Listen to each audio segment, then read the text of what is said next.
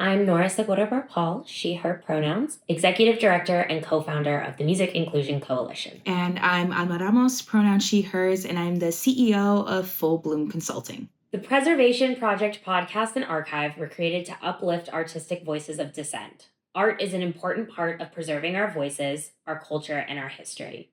We created this podcast as a platform to share information, encourage artists to continue making art that represents their communities, and to talk about the place art has in protests throughout history. The archive is intended to ensure that these stories live on and that our voices can't be erased.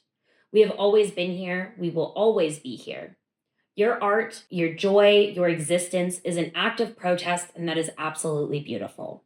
The Music Inclusion Coalition is a 501c3. Your donations ensure we can continue our work, and they are tax deductible. If you have the ability, please consider donating and helping us continue this project. So we decided to watch No Other Land, thanks to the Oscar speech.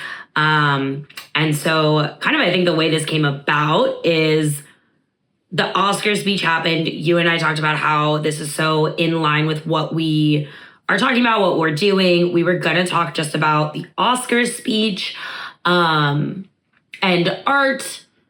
And then we decided to give ourselves a couple extra weeks to watch it, as well as a lot has happened since we originally recorded this episode. We did try and record it, and then a lot more things happened. So now we're trying a second time. And we've both seen the movie. We both have, I think, a lot of big feelings about it. It was a lot. It was a hard one to watch. So we're excited to talk about it, though. And it's so in line with what we're talking about because the fact that they made this piece of art, this art got recognition, and then they were able to talk on a massive scale to a massive audience on an international stage, I think is so in line with kind of what we've been talking about in the work we're doing and why this matters and why we need to keep making art and why we need to preserve art. Because if they hadn't made this movie, we wouldn't know that it exists for a lot of Americans. And so I think that that's really kind of how we got here. Yeah, it definitely was one of those films that at the time, especially after we watched the Oscar speech about it, we were like, how do we watch this? Because we also recognized that you could only see it in theaters in the US. Other places in Europe and across the globe, you were able to see it by renting it or streaming it. And so today, I actually watched it today, all of it today, before we recorded this, but you had shared about that, the link for it. And so, yeah, there's so much about that. So I think even with this conversation, I think there's a chronological order that we have gone through of experiencing this film itself and how it plays such a huge role of what's happening over in the West Bank and has been happening for 100 years now. And it's something that is definitely, obviously it's 100 years old, so it's not anything new. But the fact that this film made it to the Oscars and then won is just giving it that much more of a platform. And I honestly was very surprised about that at the Oscars, first of all, that it won. I was like, I could see it being nominated, but the fact that it won, I was like, I didn't watch any of the other documentaries, by the way, that got nominated. So I don't know what the rest of them were about. But knowing the relationship that the U.S. currently has with Israel, and then also the extreme Islamophobia that this country has had for such a long time, I was just shocked, but was very happy that they got that time on stage. Yeah, because it was a powerful moment of them just saying, here's what's happening over in the West Bank, and here's what's happening to my home. And now I have obviously a greater understanding of what that speech was after watching this film, right? Yeah, so I think for people that haven't seen it, so right now, as of April 22nd, 2025, Yes. it is able to be streamed in the US right now. It's a limited run of being able to be streamed online. According to their website, I'm not sure like how long that's going to go for. You can rent it, you can donate. All of the proceeds are going to the community right now. So if you're listening to this and it's still up, I highly recommend watching it. If you haven't seen it, just for context, I think I think my understanding prior to watching it was I thought this was about the current war going on, and it's not.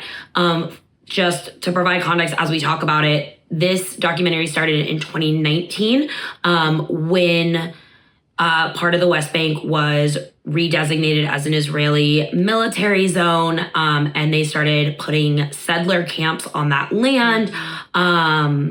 I think a lot of people in the US did not hear about that.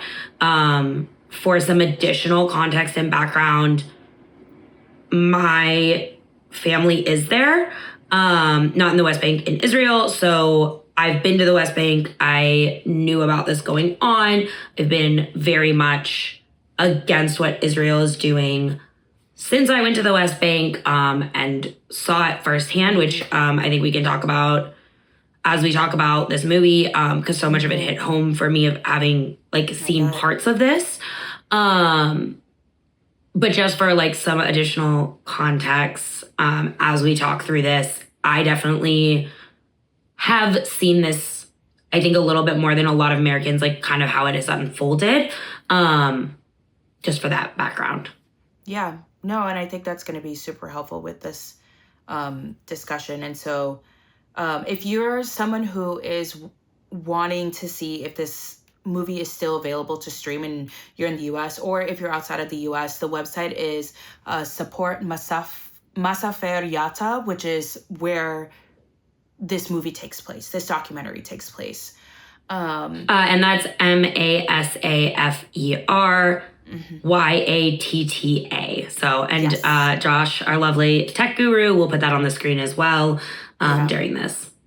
But yeah, so going back to the speech, it was such a powerful moment. And I think regardless of whether you watched the film or not at that point, to have two Palestinian directors next to two Israeli directors, and I say directors too because of what their role is in this film, but they're also like journalists and people who live in the area, and the one of the directors is the actual cinematographer. And so to have both of them on stage and to declare that the settlement happening in the West Bank is wrong, for them openly saying that, like an Israeli man saying it and a Palestinian man saying it. And even in that same message, talking about that, you know, the killings in the West Bank have to stop for just the people there, and the hostages taken by Hamas also need to be released. Like it was such a powerful moment. And now watching this movie, this documentary, I need to say that this documentary, I see more of that relationship between these people that are in the same area but are experiencing two completely separate worlds. And I think that was such an important part of the documentary overall, was, you know, being called out about, you know, I'm someone, or when I think it was Hamdan was like, you get to go home and you get to like leave this, and your brother or your cousin could be the ones that are settling over our land right now, who are taking our land, and you get to just move freely everywhere here. Yeah, I don't know. there's a lot to unpack with this documentary. So I'm gonna throw this over to you, because now I feel like I'm jumping through timelines. No, I think that was something that really I like wrote down quotes and stuff throughout the movie of things that I did want to address. Mm-hmm. And I think that there's I don't know, I think with this conflict there's been such a westernized desire to just to overlay it on our own issues, especially with the Black Lives Matter movement. Of course. And it's very, very different. I think there's so much to unpack. And again, addressing the fact, like, I do have family there. My family is there because we were refugees. So I think, first of all, there's so much to unpack within, like, the political landscape of Israel. There are, like, the Jewish people that came as refugees that wanted to just live peacefully, that didn't want necessarily the land renamed. Like, none of that really was, like, part of it. And then there is, like, these settlers, which you see in the movie or in the documentary. And that is very, like, culturally different almost. Like, it would be kind of very similar to make an American comparison, very similar to, like, MAGA, where that is, like, a much further right fundamentalist. They support Netanyahu. Like, my family that's in Israel does not support Netanyahu. Like, that is not a very popular thing right now. Like, my family has been protesting. Like, the protests have been going on for years at this point against Netanyahu and his policies. Mm-hmm. So I think that that's one thing to understand. And I think that's being conflated sometimes, of, like, the Jewish people that are in Israel are all Zionists. And I think that is not at all, like, that's not the case. There are people that have been there for hundreds of years that never left, that are Jewish. There are people that had been forced out and been to different parts of Europe that then came back as refugees and were accepted there. And then there's this other group that are settlers. And that's also very much like what Birthright is, which is, like, why I have not actively participated in Birthright. And I refused to go on Birthright because that's very much, like, with that propaganda against the Palestinian people. And so I just want to, like, there are different groups just like there are here. And it's very, very different. I also think it's just to equate it, I just think that's such a really black and white thing that also doesn't take into consideration, like, again, it's been hundreds of years at this point and 100 years really since the Western countries got involved. And that's really when things took a very severe turn, is they took the Palestinian land, they renamed it, they, pushed Palestinians to one area, and it no longer became shared. And I think that that's really important to note as well, because there was peaceful living prior to that in different periods of time. And that was really, like, the trigger was, like, the West getting involved. So I think those are just some things. And I also would say that, like, it's also, when I think of it, I think of it a little bit more almost like the way that we interact with Indigenous communities. I think that that's more apropos of a comparison, is that we have designated this land. This is their nation, but they can't always come and go as freely as they would like. They have different documentation. Like, there are all of these other issues. And I think that that's a lot more similar. And again, that this comparison and, like, us getting involved over there, us, again, we are so fundamentally against what's happening there. The two of us, you and I, Mike as an organization, all of that. But I'm very glad that people in America are finally advocating for Palestinians. I got in a lot of fights with family while I was over there, because this was prior to, like, the settlements, and people still thought that things were kind of okay prior to a lot of social media at the scale that it is now. Like, I was very much like, what is happening is not okay. This is not a solution. I think that it's very hypocritical for Americans when we still have Indigenous tribes that don't own their own land, that we still have Indigenous tribes where women are murdered at a much higher rate.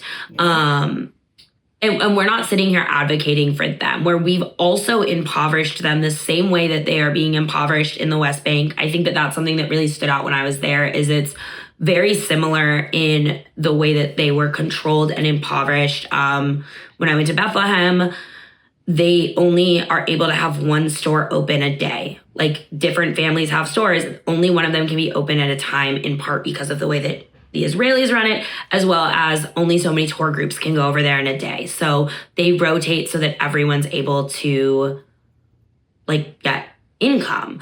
And I think you see that really starkly in this documentary of just how impoverished the West Bank is.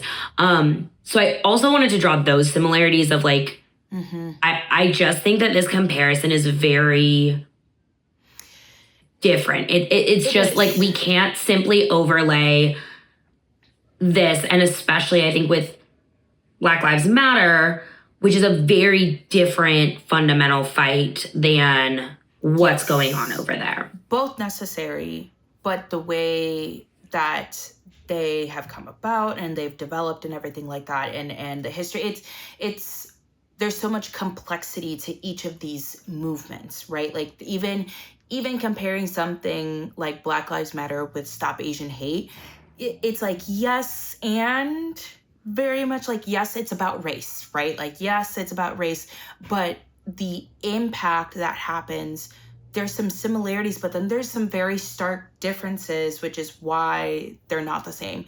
I think even what I think about with what's happening in the West Bank, the first thing that popped into my head, because the second was about our indigenous population. So like you bring that up, I was like, yep, nail on the head. Was also the apartheid in South Africa. And I think that's the other one that I was thinking of, where it is this separation. You can only go in certain areas. You can't like be walking. So it's just like, that's more so what I would compare it to versus like what's happening with the Black Lives Matter movement. It's just different stakes. It's completely different. And I think also like to point out too, this also isn't, there are settlers that are currently moving there, but again, there's this refugee population that came out of World War II. And so there are also, like, my family has been there for 4 generations. So like, it's the same thing I think we experience here, where if we say, okay, get back all tribal lands, like, where does everyone go?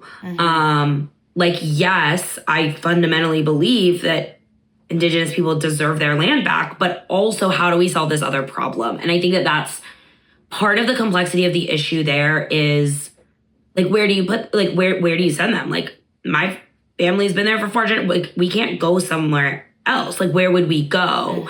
And I think that there's so many families that have that experience as well. Where, again, mind you, again, these are refugees.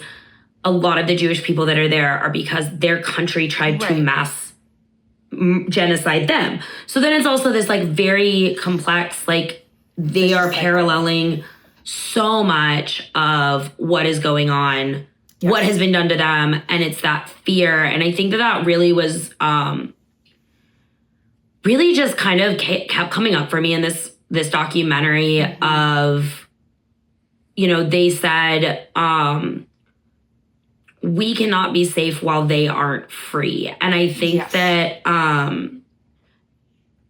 that idea of you can't oppress others to get your own freedom was so important, because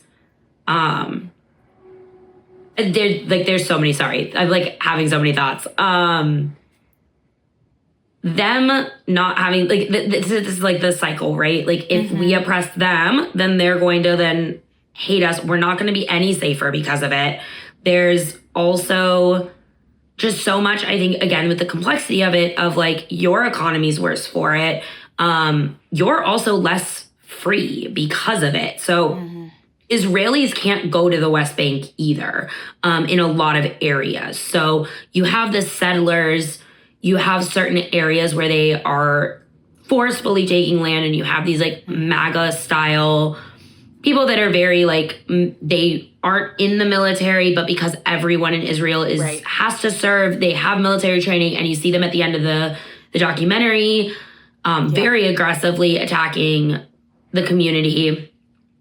So there's that, but in a lot of places, Israelis actually cannot go into the West Bank. So like my family can't go to Bethlehem. My family can't go to Jericho, right? Like, and part of that is a control of information. And so like you are equally as unfree. You are just not you're not oppressed, but you are equally as unfree in this, I think, is like something that kept coming up for me in like this whole like concept of like safety and freedom, and like you can't oppress your way out of it. And I think so I think that that's one thing. And then I think the other thing that really came up a lot for me too was they had talked a little bit about like they don't want Israelis reading this, they don't want Israelis seeing this, etc. And I think that, you know, there's really again, that's like the restricting movement. So like, yeah, Israelis are free to go everywhere else, but they're not allowed to enter either. And that is because once you see it, you know it is wrong. It's on purpose. And it's so on purpose. And I think that that's something that's so, just to loop us back to the art piece, was why this mattered so much and why art in general matters so much. Because if they had not made this documentary, this would not have gotten out. Because they talk throughout the documentary about like how many social media likes they're getting, how much his video, like his articles are being viewed, and it's not that much. But once this got out, once this documentary became like a full-length film, once it got to the Oscars, like people are viewing this. And at one point he even said, back in 2019, they said if we document it, it will force the United States to do something about it. And I think that that is such a huge piece of like what our project has been, is saying like, if we document this, someone will know. Eventually the tides have to turn. And so I think that that really like spoke to the work that we're doing. Yeah. There's so much that was mentioned. And so I feel like there's a lot of different directions that we can go. But I want to touch on the social media aspect, because I believe that that was such a huge part of this movie, or this documentary. And it was, I feel like even before the Oscar came out, you see them finally getting some type of attention, right? Like you see them finally being able to go on some, I think I saw BBC News on there, a couple of other news in Europe, in the Middle East, and them being able to talk about what is happening over in Palestine, because they've been filming this for all of these years and they've been posting about what is going on. And I think that with this particular form of art, with the documentary itself, it's so much more personal, even though it's the same film, right? Even though it's like showing what is going on like on a day-to-day basis, but seeing the interactions between people, being able to have an inside look of like the part that broke me in this film was when with the school.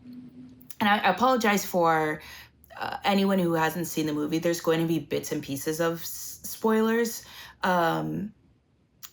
So if you haven't, but also it's like real life events. I don't know that there are spoilers. Like these are people's lives. You can look this up on the news. This is not like a feature film. Like this is people's actual real lives.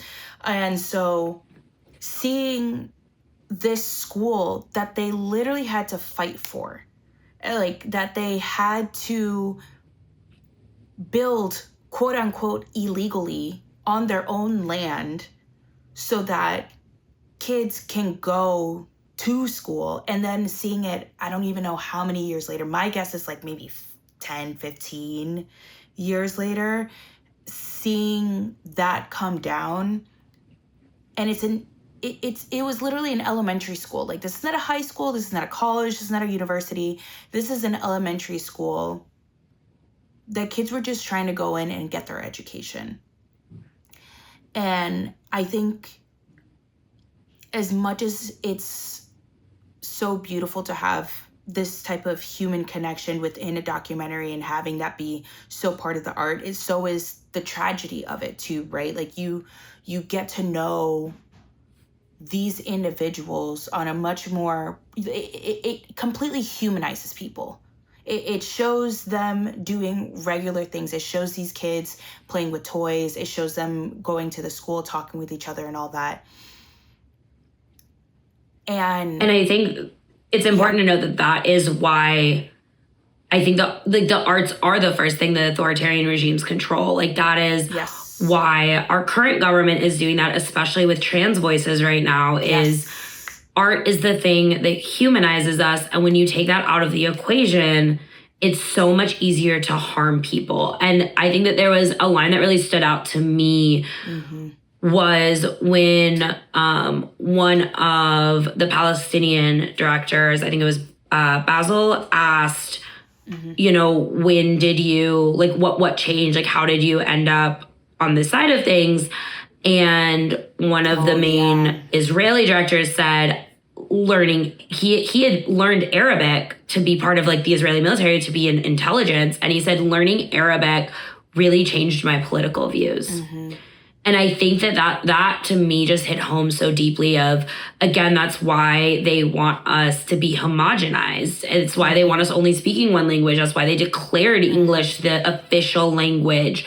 That's why they've like cut off so many of the arts, is the second you take away art and culture, you can make someone seem so othered. And I think that was a big thing too with all the scenes with the Israeli military where they didn't speak the same language. And a lot of times they were like, does anyone speak Arabic? Like, oh my God. Like, and they would just be like, you can't be here. Like they kept like yelling at them in Hebrew. Sorry, I'm not good at either. I can't do either language, so I can't. But like they would just yell at them in Hebrew.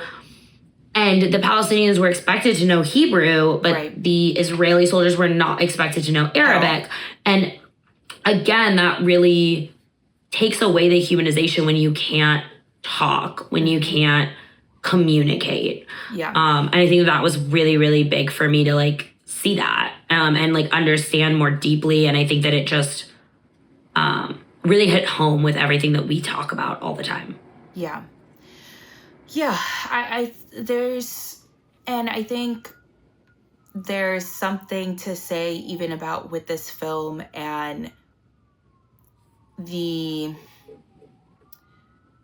threats that happened during the filming and then afterwards. And so there was a few people in the documentary that were filming Basil, who is the Palestinian man who gave the speech. And then also Yuval, who is the Israeli who also gave the speech. And there were times of them being filmed by other people and saying like, to Yuval specifically being like, this is the Jewish person who is going against his own people. Like, we will like find you. Same thing with like Basil. Like they were like, we know who you are. We know your face. Like we will be able to find you. And having those threats being so direct and then seeing, and they knew these people because they were speaking aloud about what's happening. They were very vocal about what's going on, whether it was through the media posts, through articles, through speaking with people in their area. They had made their name known. And then after the film, one of the other directors, who is Hamdan Bilal, who's also in the film, and I actually really liked Hamdan in the film a lot because he was very straightforward about like what's going on and would challenge, I would say, Yuval more than anyone else, being like, can we continue to be friends? Like, can this, even this relationship continue to go on? Because here's what's happening and you've never been used to this. And just very much that calling out. But Hamdan did get attacked by Israeli settlers in, I think, early March. And then he got released, I think, on the 25th of March. So he's no longer in prison, but there's an intimidation that happens when people take control of their own narrative and their own art and their own story. because it does expose the not so pretty parts of our history. We're seeing that happen right now in this country with them trying to erase even any mention of anything to do with like slavery and anything that had to do with indigenous people, talking about trans people, like very much trying to make it seem like the US has never had a bad era. We've just been killing it all the time. We've just been glowing up constantly. Just been, like every day. And that's not true. That is, and so the things that they, and we've talked about this before, but the things that they have taken from Black people on the slave boats is what you can see in the bits and pieces of this documentary and what you mentioned before, right? The language, trying to remove that and isolate them and feeling like they're othered when you mentioned that. The art, that is also with language. It is also to do with any other like music or film or any other type of creativity. That's actually how the watermelon symbol became a thing for Palestinians, because in the 60s, I believe, 1960s, in the 60s, they told them that they couldn't have anything with the Palestinian flag on it, right? There was nothing that you could have with a Palestinian flag on it in Israel. And then it got kind of taken back. But then in the 1980s, they took down the 79 Gallery in Ramallah. And at that point, they also removed the Palestinian flags from there. And they said, you can't have anything with Palestinian colors. And one of the men said, even if you paint a watermelon, it will be confiscated. But yeah, so like the watermelon symbol did come out of literally this, like, you can't have the Palestinian colors, but the watermelon has, if you open it up, have all the Palestinian colors. So that's a form of resistance in itself, right? Being like, we can't paint our flag, but we will find something else to do instead. And I think people, we are witnessing a group of people in front of our eyes that if things continue the way that they are going, there is a possibility they can get wiped out as a people. At least to the damage as to like what's happened with Indigenous people. I think I saw something that Indigenous people make up 5% of the world's population now, which is wild. Crazy. But 5% of the world's population. And so I think just with how impactful this film is, and the, not just the nomination, but the winning of it, and now having access to our, now that we have access to the streaming, I think people have to understand that you won't unsee this documentary. And if you choose not to address this, then it's exactly that, a choice. Because what is happening to the Palestinian people, it's a genocide. We have to call it what it is. And what they learn, what the Israeli government, and I'll say like Netanyahu and the practices that have happened even with Zionists, is a lot of what they gathered was from Western ideologies. A lot of them was things that the United States has already practiced, what England has already practiced.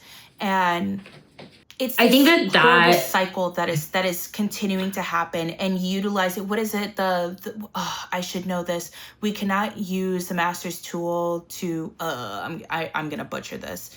I'm so bad with idioms and quotes.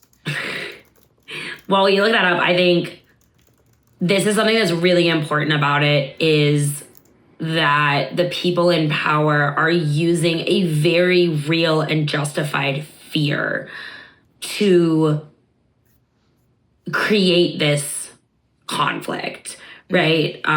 Zionism came out of World War II and the Jewish people feeling so unsafe between what happened in Russia, between what happened in Germany, and feeling so deeply unsafe that this was a solution for them. And I didn't understand. I have always thought that the Zionism thing was weird.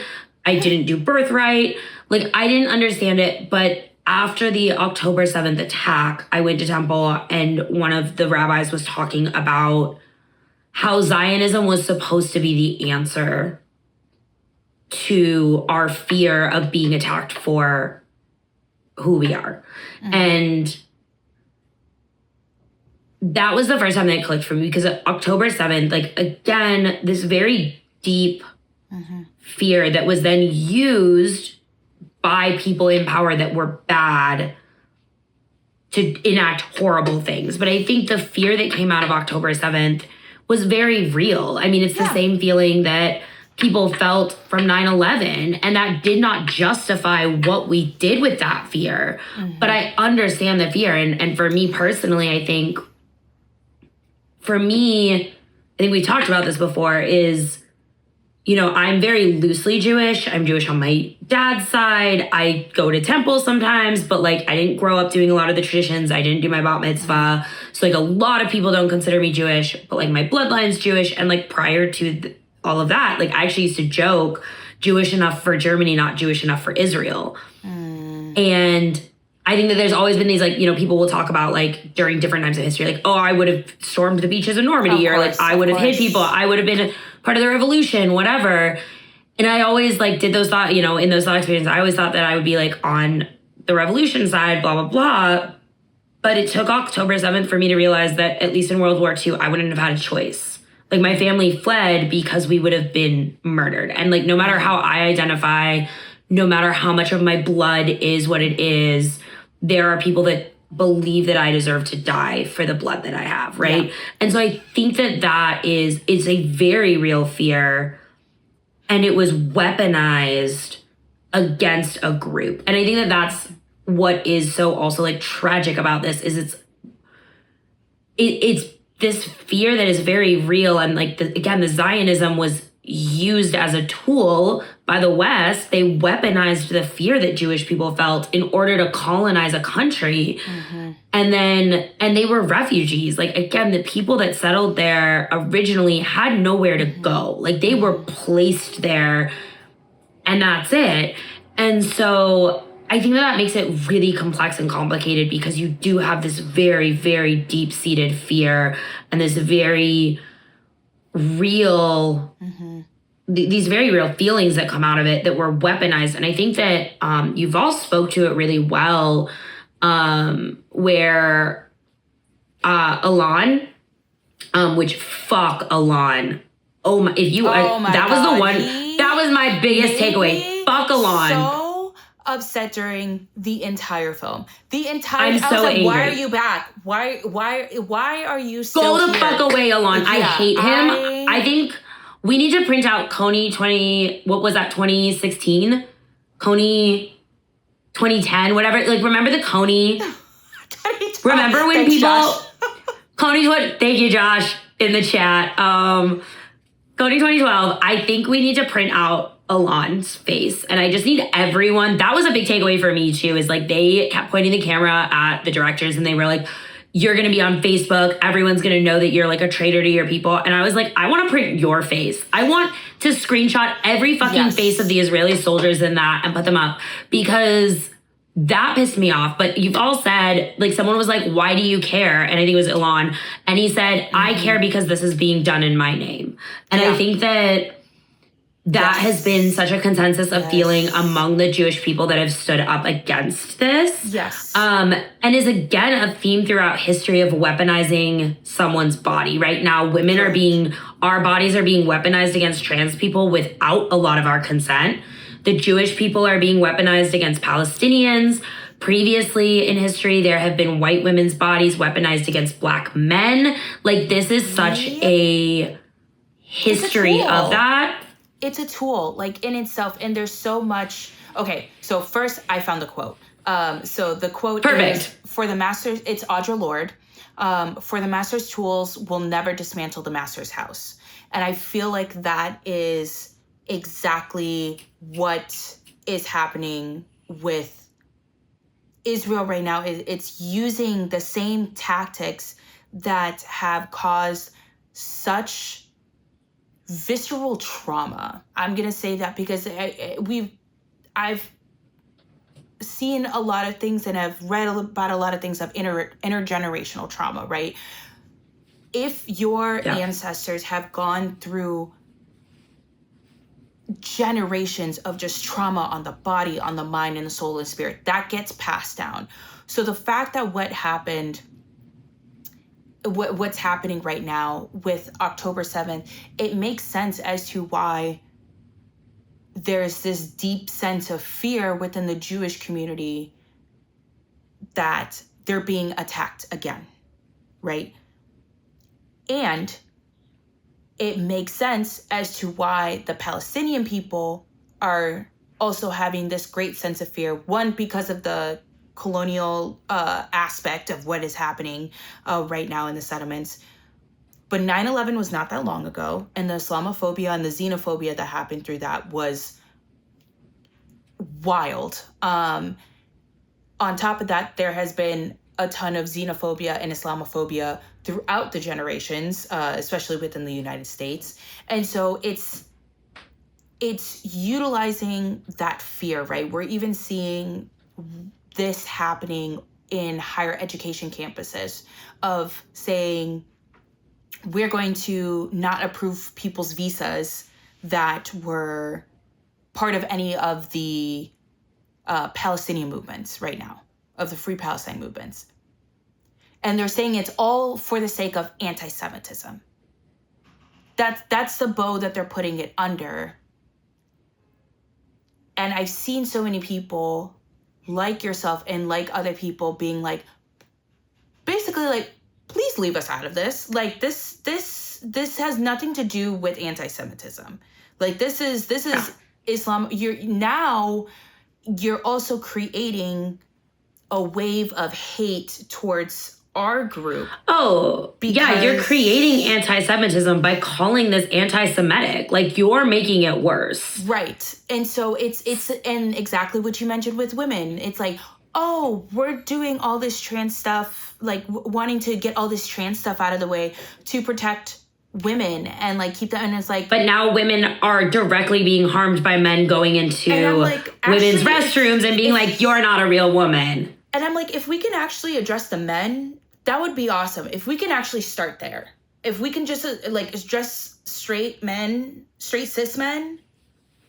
Well, there was like that incident at the Walmart where he followed a woman into the woman's bathroom and accused her of being a trans woman. She was a cis woman. It doesn't fucking matter.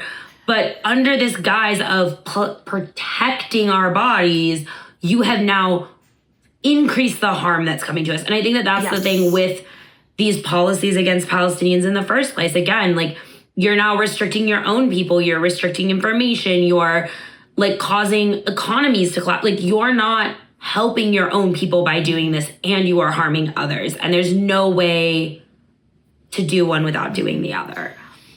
I think it's important for us to recognize that everything that we are saying, even what just in this conversation alone, we're spouting off a bunch of different movements, points in history, and like key practices that is happening over in the West Bank, but has happened in so many other areas. And we keep bringing this back around to art because it's such a fundamental part of all of these movements. And I think it's important for us to say this now because we're witnessing piece by piece what is also happening here, and not to be so US-centric, because that's also another issue that we have in this country is not knowing what is happening with the rest of the world. But we are also not safe with what's happening over in Palestine. Like we are also being impacted by this. I am seeing what's happening with the Kennedy Center. I'm seeing what is happening with the museums right now, and what we're seeing with books, and what we're seeing in all of these different areas. And it's terrifying as someone who knows these patterns and what they have looked like in different areas. And I think something that, Nora, you and I are experiencing, and I would say more you so with, especially with what's happening over in the West Bank, and it is this deep personal connection of understanding in your body what this feels like in some type of sense, even if you haven't experienced it personally. We are both a product of people coming from a different country for whatever reason, coming into this place with the hopes of a better life. Some, I will say, part of me is by force. Part of my family, obviously, did not have that choice. And another one is because of this promise of what this new place is going to be. And I am worried also for the people that we have in our lives that are currently experiencing the things that they escaped from, or that they tried to escape from where they were before. I am not super stoked about being an American citizen right now. I will say that for sure. And yet at the same time, I feel that it's our responsibility, while still being able to call this stuff out, to do that and make sure that we are protecting the things that we know are pivotal to our culture, our history, and what's going to be carried forward. So it's a very long way of me saying I'm happy that we're talking about this. It sucks that we're having to talk about this, but it's so necessary right now. I think, yeah. I think again, the importance of art, of being able to even have a nuanced conversation about this because this film exists, I think is so important. I think just to address the fact that, you know, in everything we do, we really try to bring a balanced perspective. We're trying not to be inflammatory. Again, genocide is wrong. The reason we are talking about it with the nuance we are, with talking about the deeper things, is again that if we don't, it just leads to like the weaponization of it. Mm-hmm. And I think it's so much easier to just say like, well, it's black and white, they're right and wrong. You know, we see this with the Nazis, and that's been like, I think, a really big conversation lately of, you know, some, like a lot of people didn't join the Nazi party because they hated Jews, right? Like they joined because they didn't care if we were, like, if killing us solved the problem, they didn't care, right? Mm-hmm. And I think that that's been a big part of all of this, is like, if we just have conversations where it's like, well, those people are wrong, they're evil, it really minimizes the personal responsibility. And that was like another part of this that I wrote down was, at one point I think it was Yuval, was like, aren't you ashamed of yourselves? And one of the soldiers said, why would I be ashamed? It's the law. And I think that really parallels a lot of what is going on here right now, and a lot of then our fears of like, what does this look like later? Because that's the thing with what's happening right now there, is they talk about it in the film, is they're going through a court system that is designed to oppress them. We talk about it in America with people of color. We talk about it with the Nazi regime. We talk about it with the Soviets. They were like, you say, I need a permit, but you're not giving me any permits. Like you're not. You refuse to let us have a permit for water. Like, how are we supposed to, like, the goal is to criminalize us. And that's the thing that we're seeing with the homeless population, the unhoused populations in America, 100%. is criminalizing the act of existing. We see it with people of color. We see it now with trans people. Like, it is by criminalizing your own existence. And that's how authoritarian regimes and fascist regimes and genocides happen, right? Like, we know that. You start by criminalizing their existence. Yeah. Because then everyone can just say, well, I was just following orders. Right. And I think that that's the thing about this that is, again, we're having this conversation with the nuance that we are, and not blanket statementing, everyone in Israel is bad. Every Zionist is bad. Zionism at its core isn't great, but we can understand the reason people did buy into it. And we have to be able to understand the reason that people buy into these ideas in order to fix that as a society. Right. It doesn't excuse anything that happens, but it does provide context as to why things come about. I mean, you mentioned about the Nazis. Like, I don't think people recognize that Germany was extremely demolished and destroyed at that point in the 1930s, and also went through the Depression right after this First World War.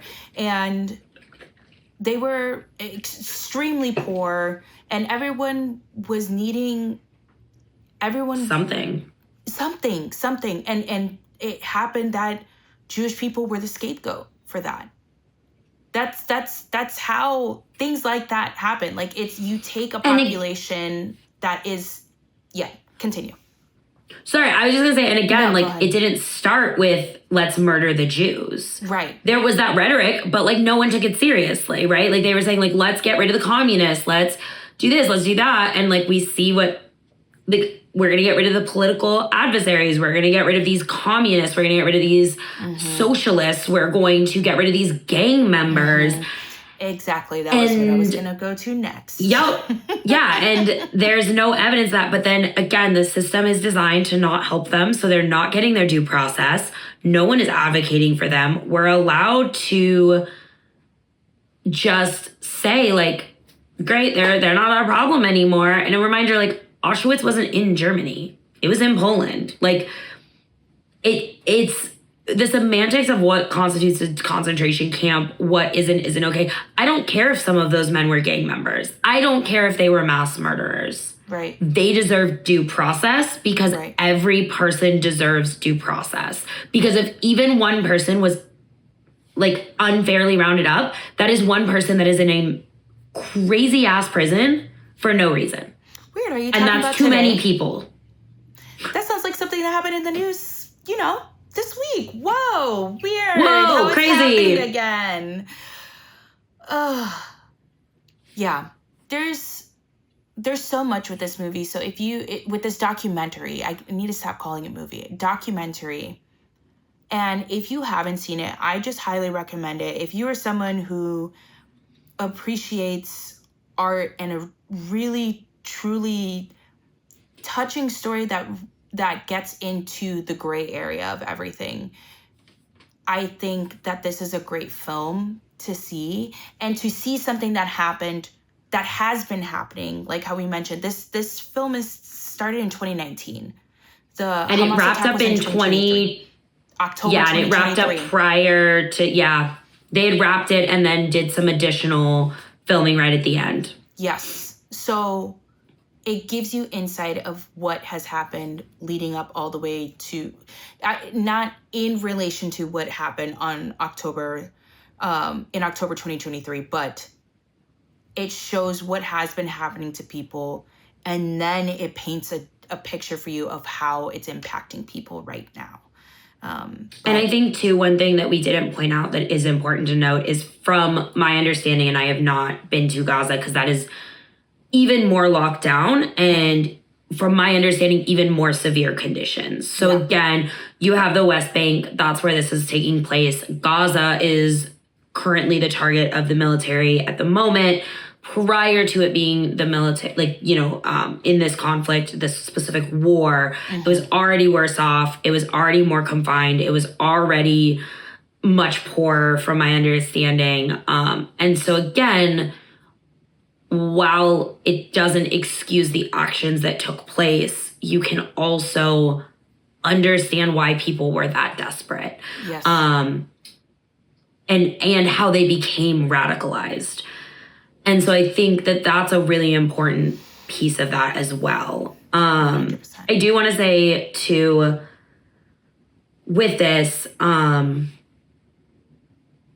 we talked a lot about why it's important to make art, right? And I think two things I wanted to point out is one, the media, they talk about it in the film. At one point, they talked about the media that was going out in Israel was that Palestinians were building illegally. Mm-hmm. And so, again, if you don't know the context of they won't give us permits, this is technically our land and supposed to be our government, that then we can't run ourselves. Like, again, the power of media, the power of art, the power of the story, and that art is the thing that changes the narrative. That again, propaganda is both good and bad, etc. We've talked about this, but like that is a form of propaganda, was the Israeli propaganda, and then this would be considered Palestinian propaganda. That's just the word propaganda. Yeah. To be clear, I don't think that this is bad. This is showing this side of the story. And so I think that that's very important to talk about the media and the change of the narrative. And I do want to point out too that with this changing narrative, the only difference between this and the videos that are currently being filmed here with injustices that are taking place here is that they put it together and they called it a documentary. Like, they did not have fancy equipment. They didn't have a fancy studio to edit in. You see that throughout the film. Like, there are times where he's literally running for his life and the camera's just like focused on rocks. There was a one time that the camera wasn't working, so he switched over to his phone. And it was like, you could tell like the quality was completely different, but the impact was there.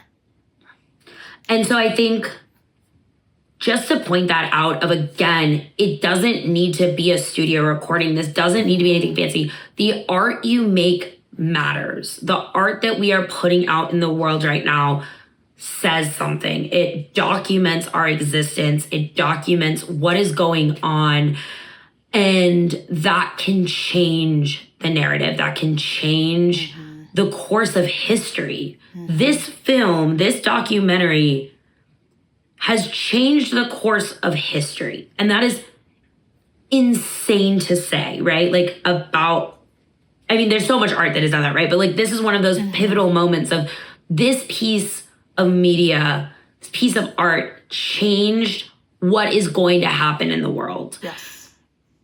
And it wasn't anything fancy. It wasn't scripted. It wasn't put together in some specific way. Like, there are moments where you're like, why is this here? Like, okay, like there's just like random stuff, right? Like, or like these little moments of like the humanization. And I think that that's so important when we talk about this project, when we talk about, art, when we talk on this podcast, is that's why we're talking about this movie. That's why, or this documentary, that's why we are asking people to submit art to our preservation project. That is why we are going to continue to advocate for people to make art with everything going on in the world. Is it is so important because it is the thing that humanizes us. It is the thing that can change the narrative and change the story and make sure people, wake up and listen and see what is going on and see who is being harmed. And I think that that's really, really important.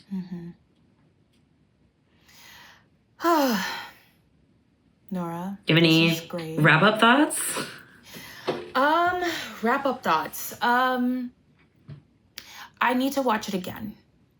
And I feel like me watching it the first time was really just kind of soaking in that day-to-day, because I will say a lot of what I have understood about the lives of Palestinian people has been in the postings and things like that I've seen within the past couple of years.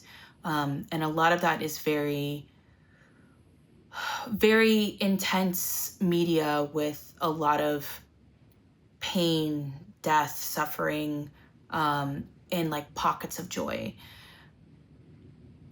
this gave me a different perspective of an area that was not Gaza, and still showed the impact that is happening to some folks on the West Bank. And so I want to watch it again and watch it to really embrace those human moments. So I highly recommend, if you're watching it, be ready to have moments that are going to make you upset. That's also what this film is supposed to do. It is going to get you to react, and enjoy those very human moments in the film too, because I feel like that's truly what made it so special. And this is a very, very, very important piece of art that I'm excited to see as someone who works in higher ed. I'm excited to see what papers come out of this, what research comes out of this, and what people will discuss about this film in the future. What about you? Yeah, I can't even imagine like the dissertations that are going to be made about this this documentary someday. I agree with all of that. I think the fact that it took place over so many years, I think it's very easy to look at a 30-second video on Instagram in a war zone and be like, yeah, that's tragic. But when you see 4 years of tragedy, when you see the everyday tragedy, I think that that's a lot deeper. Yes. And I think that humanizes it more. Again, like I'm just going to keep using that word. But it makes it feel real. Like the day-to-day is, it's one thing, like you can't imagine living in a war zone, but you can imagine being forced to be somewhere. And, they talk about it in the film a lot of, where do you want us to go? Like if someone came to my house right now and was like, you can't live here anymore, what would Where am I supposed to go? do? Like that's, and again, it's the year after year of that. The fact that this film took place over such a long period of time, I think that it's so different than what is sort of sensationalized both in the media and on social media right now. Yeah. That is a very, very different situation. And it just, there is no sensationalism. You see someone get shot and it just happens. Like I think that is so different than what we've been fed online and through media. Yeah. And so, yeah, definitely check it out. Josh will put the words on the screen of where you can find that online. You can also donate to them directly. Yes, you can. So gonna plug our socials. You can follow along with our podcast and with our preservation project at Music Inclusion Coalition. You can follow along with Alma at This Is Full Bloom. You can also go on our website, either through the link on our social media, through wherever you're watching this or listening to this, or at www.musicinclusioncoalition.com.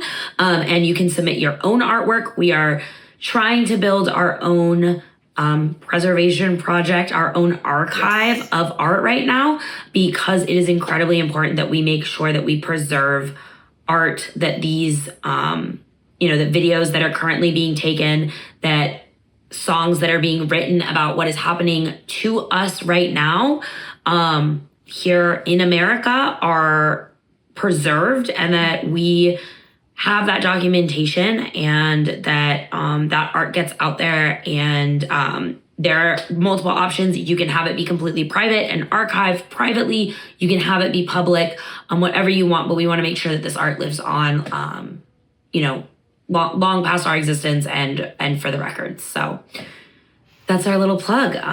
Thank you so much for diving into such an intense topic. I always love chatting with you. And yeah, hopefully people at home learned a little bit about what's going on. And I hope everyone goes and watches this documentary. Yes. Drink some water.